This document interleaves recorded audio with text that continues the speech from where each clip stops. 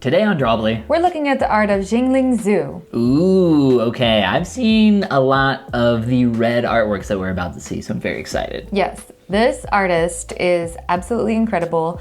They remind me very much, they're very reminiscent of Can Liu, which is one of our iconic top artists that we've looked at. One of our favorites. Always refer back to them. Ooh, I say red, but immediately onto this. And you know I love night so much. Me too. And let's start zooming in here. Yeah? We have so much detail, but as we zoom in, we're seeing that we have lots and lots of little individual strokes. Yeah. Which, some artists work in one broad stroke that's pared down to represent larger items. Some artists tend to work in I'm gonna render out everything with these small strokes. And we have this metal really well refined here with all these tiny strokes in it, including the breastplate of this horse. Although interestingly, look at the back leg of this horse. Yeah, they don't need detail where it's not important. Right. And the flag behind her is slightly blurred out. I think it's so interesting. This is beautiful. Yeah. It's incredible. I am super excited to check out more from this artist. What drew you to this artist's artwork, other than obviously? I think the first thing I saw was that horse portrait, maybe on the front page of ArtStation. Oh, nice. Yeah, I was on the front page of ArtStation is what drew me to them. Yeah. But immediately I was like, oh my gosh, look at all this very cool. This tiger creature is so cool. So amazing. With the nostril hairs coming out and flaring. Yes. It feels very like Chinese dragon. It does. I absolutely love it. I love all the tiny strokes everywhere. Again, look at the base, the tail, just kind of barely anything. Yeah, but the piece overall reads so cool. Yeah, they do a really good job of creating focus with their detail and also their light and shadow. Just from top to bottom, this is almost lit like it's in a studio because there's a ton of light fall off. There's gradation. Look at the clothing, how it goes from much brighter up top to much darker down below. That indicates that there is a light source really close to the object, which is why you see that in studio lighting, whereas outside it's all very flat. The light source is however many thousands of miles away. Exactly. And I love how this is so detailed on the gown and the face of the character.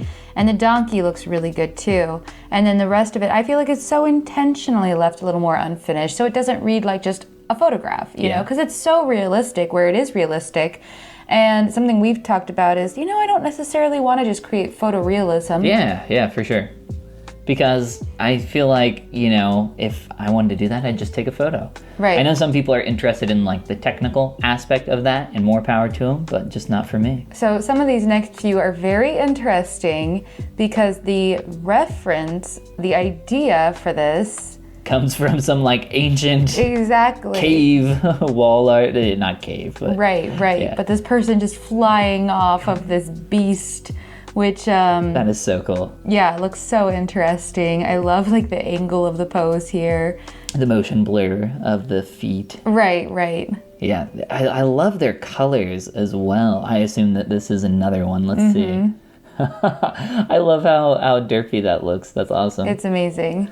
And then just the way this translates into a helmet. This very, very cool helmet. This interesting goat-like creature. Some kind of beast of burden. Yeah. Very cool. With this just kind of tail that we don't see on... I mean, this creature doesn't translate very well to what creatures I know other than goats, but it's not no goat I've ever seen. Yeah, it's so cool. I love their colors so much. They're so simple and striking.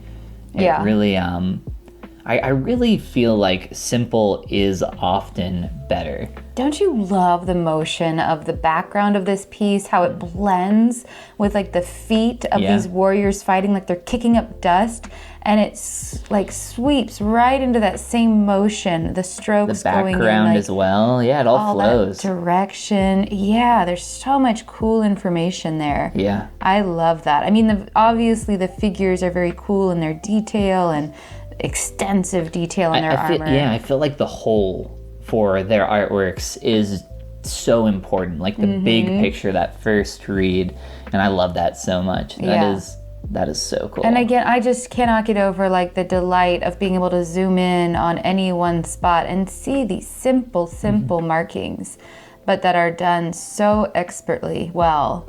I mean, the face obviously is not made up of simple markings. It's a very well rendered piece. Yeah. But Yeah, I am a big fan of this style of like really controlling focus with detail and information and like how far you render something, where they're just like, yeah, I'll render out the face, but like this foot down here is nothing, just a bunch of squiggles. I just love it. Me too. Such a nice whole. Oh my gosh, is that? Yeah. That is this. Okay. I think that's really, really awesome. Wow. I love her fangs and her ears are super cool. I know. There's so much creativity going on here. Ooh, super different. Very three-dimensional, stylized. Cool. Isn't that interesting how quickly that reads as like more 3D to us than the previous faces we were looking at? It's something about the stylization of the face and eyes. Well, it's the shading as well. Like this has much more strong it's more three-dimensional. It's quite literally more three-dimensional. Whereas opposed to this, the face is rendered a lot more as a sphere, an ovoid shape. But compared to this, you can see the actual planes of the face. They are different values. Yeah, exactly. There's more form. That's why with like anime style, there's quite literally less form there. They typically don't even have noses, but this one does. Also, love that. Yeah, and again, with the arrows on her back are just like these simple things, but her armor is rendered. Look at the shine of her armor. Yeah, That's the reflection is beautiful. Done. Really, really nice. I love that so much. I love the way the feet and the ankles are done too, the calves. Just kind of scrawled in there. Very believable. And then this guy, I love his feel of like almost like a Disney DreamWorks style character. He's not quite lifelike. Feels like, he could be right at home in Mulan for sure. Great shape design. Kind of rounded shapes where you're like, he's almost like comedic relief sort of general. Yeah, I don't know. He gives like pretty stoic villain to me. Or stoic the green general. reads that way for sure too. Yeah, and we got a cool Chun-Li portrait. Yeah, this is very cool. Very different in terms of style, but I love getting again to see like all the brush strokes and texture everywhere. Beautiful. Wow. Yeah, absolutely stunning. Ooh, okay. I love this so much. This artist is amazing. Yeah. Oh, everything they've done so far that I've seen, I'm just like, wow, that is so good. I know they've gone to a very large art university in China, maybe one that's like partially famous, but I can't remember the name of. But it shows. Like, they're so good. Also, check it out. I didn't notice this before, but this character has blood on their hands. Yes, quite literally. Ooh, okay. More anime style, flat shaded. Yeah, cool when design. an artist has like some versatility to show, I like to showcase that. We don't just do one thing. We're artists. We're not limited by one style or medium. We can draw whatever we want. You can't hold us back. We'll draw people. I refuse to be limited. I love how much more three-dimensional this is than this. They're both kind of like a cute style, but this one is so much more about like rendering the fabric perfectly. It looks like a kind of a faux velvet almost. Yeah, nice cute onesie of a dog? Panda? Dog? I don't know, but it is cute.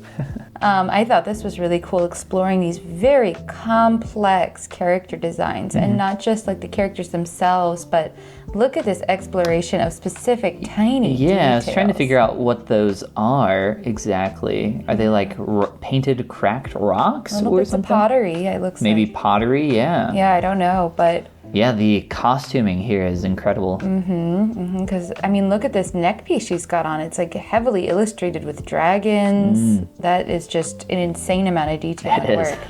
Absolutely insane. Ooh, you know what? I have seen this artwork before. Oh, good. Yeah, big old mech Mewtwo with a giant spoon. Classic of the psychic Pokemon. Oh, okay. And the spoon is hinged at the end, which is good because it will bend. Oh, okay. I don't know why it's such a big motif, but it's like a magician thing, bending a spoon.